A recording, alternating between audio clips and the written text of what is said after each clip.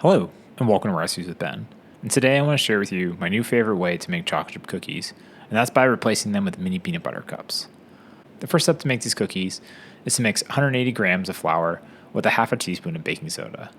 Then we want to use a whisk to mix them together until the baking soda is fully incorporated into the flour, and we'll set that aside for later. Then in a clean mixing bowl, add 100 grams of brown sugar, and if it has any clumps, make sure to break them up before you add them. And then you want to add in 60 grams of cane sugar. Then, to cream it all together, we're going to need 90 grams of salted butter that was briefly microwaved for about 30 seconds until it starts to become soft and some of it's mostly melted. Then, with a whisk, beat together the butter and sugar until it's creamy, or at least until it's uniform in consistency. The next step is to crack in one egg into that buttery sugar mixture and whisk that together until it becomes smooth. Then before you're finished mixing everything, make sure to add in a half a teaspoon of vanilla extract and continue to whisk that until the whole mixture is smooth and creamy. Now take the dry ingredients that we made in the beginning and mix in 1/3 of the flour mixture into the wet ingredients at a time. Then continue to fold in the flour mixture with a spatula until all the dry ingredients have been fully incorporated and there's no more pockets of flour. And then add the last 2/3 of that flour in separate portions until we've added all the dry into the wet. Now, I used to add chocolate chips at this point, but I'm loving the replacement I found with these mini peanut butter cups from Trader Joe's. And I use them instead of the chips for the cookies.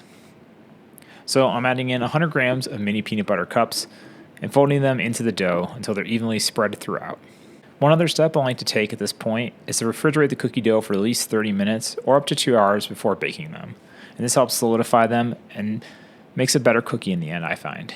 And once the cookie dough is firmed up and sets nicely, it's time to put that on a baking sheet. And I usually place a silicone baking mat on top of the baking sheet before they go in the oven. I then use a spoon to help transfer the dough from the bowl to that baking sheet because the spoon isn't warm enough to melt the butter when you do that transfer process, unlike your hands. I then scoop out 12 cookies and set them about 2 inches apart from each other and bake that in a preheated oven set to 425 degrees Fahrenheit and cook them for about 14 minutes. The end result is a nice light golden exterior on the cookie with a soft, somewhat chewy interior. If you want to eat them right now, just wait 2 to 3 minutes, but if you want to put them in a container, place them on a cooling rack and let them cool completely before adding them to that container, otherwise the moisture will get trapped.